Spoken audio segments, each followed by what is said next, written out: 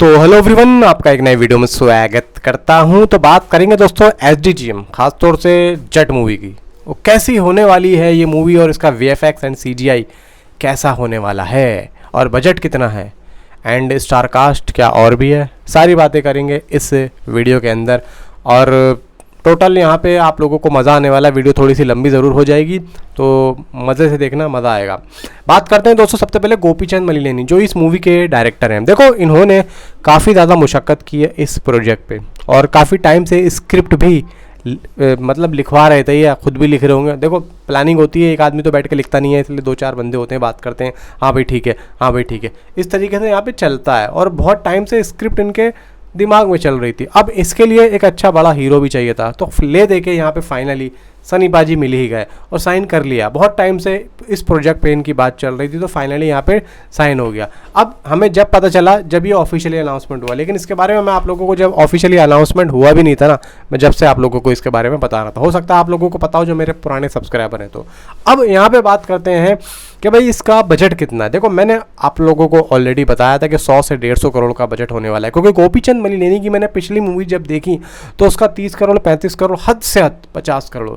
तो यहाँ पे बड़े हीरो के साथ में जब गोपीचंद मलिनेनी आए, तो यहाँ पे एक प्रोडक्शन हाउस की जगह 2 प्रोडक्शन हाउस बीच में आ गए। ठीक है भाई, हम दोनों यहाँ पे शेयरिंग करेंगे, पैसा लगा देते हैं, 150 करोड़ इसका बजट हो गया। अब यहाँ पे हीरो तो आ गया विलन। अब यहाँ पे रणदीप हुड्डा को साइन किया गया, फिर यहाँ पे एनिमल वाले उस एक्टर को साइन किया गया, फिर यहाँ पे विनीत कुमार सिंह है, भाई सयामी खैर है, एक और है। तो ये सब पूरी की पूरी स्टार कास्ट यहाँ पे आई। अब यहाँ पे जो कैरेक्टर आर्टिस्ट हैं वो यहाँ पे लिए जा रहे हैं साउथ से भी उठेंगे। ऐसा नहीं है कि सारे बॉलीवुड से आएंगे, साउथ से भी आएंगे, और साउथ से भी ऐसे ऐसे कैरेक्टर आप लोगों को इस मूवी के अंदर देखने को मिलेंगे, जो आप लोगों को पल पल में एक तरीके का अलग ही सिनेमा दिखाएंगे। अब यहाँ पे दोस्तों क्लियरिटी देते हैं कि भाई हमें क्या एक कमर्शियल एक्शन एंटरटेनर मूवी देखने को मिलेगी या नहीं मिलेगी, ये लोगों का सवाल है। भाई 150 करोड़ अगर इस मूवी का बजट है, तो क्या ये मूवी काफ़ी हाई लेवल वीएफएक्स पे होने वाली है या नहीं होने वाली है। देखो, यहाँ पे मैं आप लोगों को बता दूं कि मैत्री और पीपल मीडिया कोई नए प्रोडक्शन हाउस नहीं है। पीपल मीडिया ज़्यादातर रवि तेजा के साथ में काम करते हैं, और रवि तेजा की मूवियाँ कैसी होती हैं, कोई ज़्यादा बजट थोड़ी होता है उन मूवीज़ का। भाई मैत्री मूवी मेकर्स अगर कोई सबसे बड़े बजट की मूवी बना रहा है ना, तो वो पुष्पा 2 है। इवन पुष्पा भी 100 से 110 करोड़ के बीच में बनी है। अब आप खुद देख लो कि पुष्पा का जो पहला पार्ट था, उसके फाइट सिक्वेंसेस देख लो आप, वो क्या नकली दिख रहे हैं? नहीं दिख रहे ना। अब उसी तरीके से पीपल मीडिया पे जाओ, वो सारे जो फाइट सीन हमें देखने को मिलते हैं खासतौर से रवि तेजा की मूवीज़ में, वो नकली दिखते हैं? नहीं दिखते ना। सारे के सारे फाइट सिक्वेंसेस वो इसलिए नहीं दिखते क्योंकि भाई ये कोई नए नहीं है, ये पुराने हैं, और अच्छे से अच्छा काम इनको आता है करना और करवाना। बहुत अच्छी टीम है, फाइट सीक्वेंसेस ये लोग बहुत अच्छे तरीके से करवाना, और उसको शूट करवाना, फिर उसको एडिट करवाना, फिर उसको एक अच्छे से प्रेजेंट करवाना, ये दोनों बहुत अच्छे तरीके से जानते हैं, क्योंकि ये लोग काम ही इसी लेवल पे करते हैं। ये कभी भी आप देखना, कोई रोमांटिक स्टोरी नहीं बनाते करण जौहर की तरह, इनको काम ही उस तरीके का आता है, इसलिए ये बहुत ही अपर लेवल पे हैं। अब अगर 150 करोड़ ये मूवी बन रही है ना दोस्तों, तो मैं कहता हूँ कि पुष्पा के फर्स्ट पार्ट से भी बड़ा बम्पर होने वाला है। पुष्पा का फर्स्ट पार्ट था 110 करोड़ का, 110 करोड़ में बनी थी वो मूवी।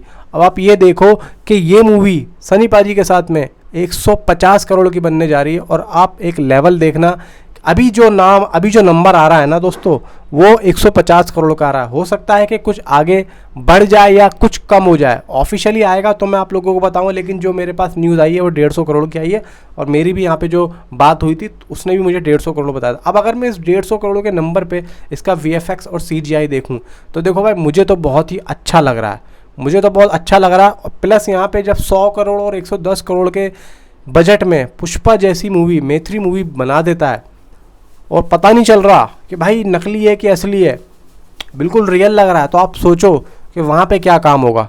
और मैं आप लोगों को एक बात और बता दूं कि आगे का जो काम होगा वो मैत्री ज़्यादा संभालेगी, क्योंकि मैत्री ने अच्छे अच्छे प्रोडक्ट यहाँ पे निकाले हैं, और अभी निकालने वाला है। भाई पुष्पा 2 आने वाली है, तो ये ध्यान में रखना। अब यहाँ पे बहुत से लोग ये टेंशन में, यार कितना एक्शन होगा, क्या? देखो, एक्शन भरपूर होगा, उसी अंदाज में हमें सनी पाजी देखने को मिलेंगे जिस अंदाज में हम उनको देखना चाहते हैं। वही चीखना, वही चिल्लाना, वही फाड़ना, सब कुछ होगा। देशभक्ति का यहाँ पे फ्लेवर भी मूवी के अंदर हमें देखने को मिलेगा, देशभक्ति का फ्लेवर। और दोस्तों मैं तो यही चाहूँगा कि ये मूवी एक देशभक्ति के टाइम पे रिलीज़ होती, तो मुझे यहाँ पे थोड़ा सा लग रहा है कि शायद ऐसा ना हो पाए। अब क्या सीन चल रहा है, VFX CGI के बारे में, बजट के बारे में मैंने आप लोगों को बता दिया। तीसरी बात करते हैं रिलीज़ डेट पे। देखो 2025 के पहली छमाही में, यानी कि शुरू के 6 महीने की बात करें तो जनवरी में लाहौर 1947 की रिलीज़ डेट कंफर्म हो चुकी है। अब अगर लाहौर 1947 इस रिलीज़ डेट में आ रही है तो मैं फरवरी, मार्च, अप्रैल, मई, जून, जुलाई, फिर अगस्त आ जाता है। अगस्त की अगर 15 तारीख की बात करूँ तो वॉर 2 बैठी है।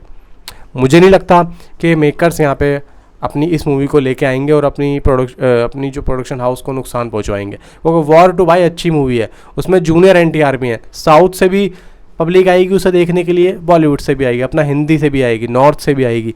तो उस वक्त में इस मूवी को रिलीज़ करना सिर्फ और सिर्फ कलेक्शन को यहाँ पे ख़राब करना होगा। तो हम यही चाहेंगे कि सोलो रिलीज़ हो और एक अच्छे वक्त पे रिलीज़ हो। अब या तो मे बी मुझे ऐसा लगता है कि 2025 की दिवाली के आसपास इस मूवी को रिलीज़ करने के लिए मेकर सोच सकते हैं, क्योंकि दिवाली एक अच्छा खासा मौका होगा। 25 में ईद पे नहीं आ सकते, सलमान भाईजान आ रहे हैं। फिर यहाँ पे बहुत अच्छा मौका है कि दिवाली का बहुत बेहतरीन, और दिवाली पे या दशहरे पे, मैं कहता हूँ दिवाली पे अगर इस मूवी को रिलीज़ किया जाए, चट मूवी को, तो बहुत ही अच्छा होगा। और दिवाली के हिसाब से इस मूवी में थोड़ा बहुत डाल दिया जाए। मैं कहता हूँ कि अगर इन्होंने अपने दिमाग में ये बात रखी है ना कि हम इस मूवी को दिवाली पे रिलीज़ करें, तो इन्होंने उसमें कुछ रख दिया हो दिवाली से रिलेटेड, तो भाई मैं कहता हूँ कि मूवी का कॉन्सेप्ट बहुत ही अच्छे लेवल पे यहाँ पे तैयार हो जाएगा। बाकी बात करें स्टार कास्ट की, विनीत कुमार सिंह है भाई, कमाल का एक्टर है। मैं कहता हूँ इसकी जो डायलॉग डिलीवरी है ना, कमाल की है। ये रियलिस्टिक सिनेमा में दोस्तों फाड़ देगा। और ज़्यादातर आप लोगों को ना इस मूवी के अंदर रियलिस्टिक सिनेमा भी दिखेगा एंड कमर्शियल सिनेमा भी दिखेगा। साउथ की फिल्मों में रियलिस्टिक एंड कमर्शियल दोनों ऐड होता है। जैसे कि किल मूवी आई थी भाई, वो तो सारा कमर्शियल सिनेमा था टोटल, वहाँ पे आप लोगों को रियलिस्टिक सिनेमा नहीं दिखेगा, वो टोटल कमर्शियल था। अब यहाँ पे सनी पाजी है भाई, डायलॉग भी होगा, क्योंकि भाई देखो डायलॉग डिलीवरी भी आती है, फिर यहाँ पे एक्शन भी आता है, तो ये दोनों मिक्स होगा, बहुत अच्छा लेवल होगा। VFX ठीक ठाक होगा, आप लोगों को ऐसा नहीं लगेगा कि यार 150 करोड़ में इतना ख़राब, नहीं, आप लोग पकड़ भी नहीं पाओगे। अब यहाँ पे बात आती है कि भाई इस पूरी मूवी का डे 1 का कलेक्शन कितना होगा। देखो मैं आप लोगों को बता दूं कि इस मूवी का डे 1 का कलेक्शन, सबसे पहले यहाँ पे क्लैरिटी शो है कि भाई लाहौर 1947 का क्या यहाँ पे रिज़ल्ट आता है।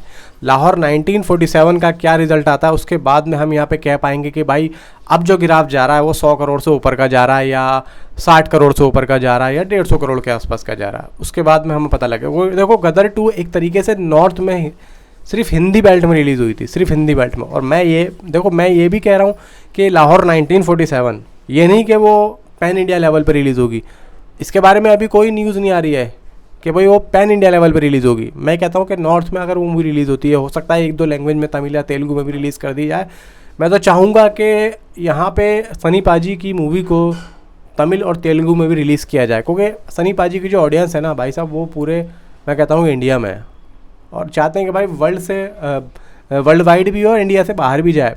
तो यहाँ पे देखो मुझे ऐसा लगता है कि ये मूवी तो लाहौर 1947 वर्ल्ड वाइड में इतना करे ना करे, लेकिन इंडिया में इतना कर जाए कि आराम से 500 करोड़ तो ये मूवी निकाल ले सनी पाजी के नाम पे, क्योंकि जो स्टोरी है वो भी बहुत ज़बरदस्त है, असगर वजाह साहब की स्टोरी है। तो यहाँ पे जट मूवी का हम जब कह पाएंगे कुछ, जब हम लाहौर 1947 का कह पाएंगे। बाकी देखो गदर 2 के बारे में आप डे 1 का जानते हैं कि कितनी उसने कमाई की थी, कितना नहीं की थी। अब यहाँ पे जट मूवी का अगर मैं अपने हिसाब से एक नंबर दूं तो भाई मेरे हिसाब से ये मूवी लगभग डे 1 में सिर्फ और सिर्फ इंडिया से 60 करोड़ से ऊपर जाने वाली है।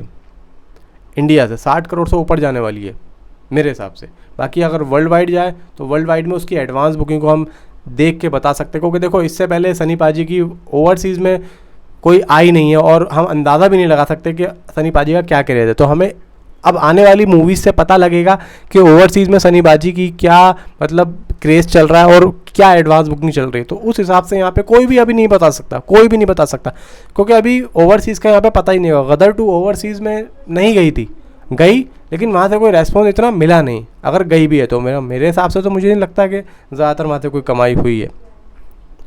तो यहाँ पे लाहौर 1947 से हमें पता लगेगा कि एक्चुअली में गिराफ क्या जा रहा है। वैसे तो देखो मूवी हिट है, मैं ये नहीं कह रहा फ्लॉप होगी, मूवी तो वैसे हिट है, लेकिन किस हिसाब से कलेक्शंस आएंगी वो जब हमें पता लगेगा। फिलहाल तो यह है कि टीज़र का इंतज़ार है, और टीज़र यहाँ पे कट हो चुका है। तो हमें यहाँ पे दिवाली के मंथ में यानी कि अक्टूबर में हमें ये देखने को मिलेगा, वो सनी पाजी के बर्थडे वाले दिन हो या दशहरे में या दिवाली वाले दिन हमें देखने को मिल जाने वाला है अक्टूबर के मंथ में। तो फिलहाल ये थी मेरी राय, नीचे कॉमेंट ज़रूर करना आपके हिसाब से आपकी क्या राय है। तो मिलता हूँ आपसे अगले किसी वीडियो में। Thanks for watching.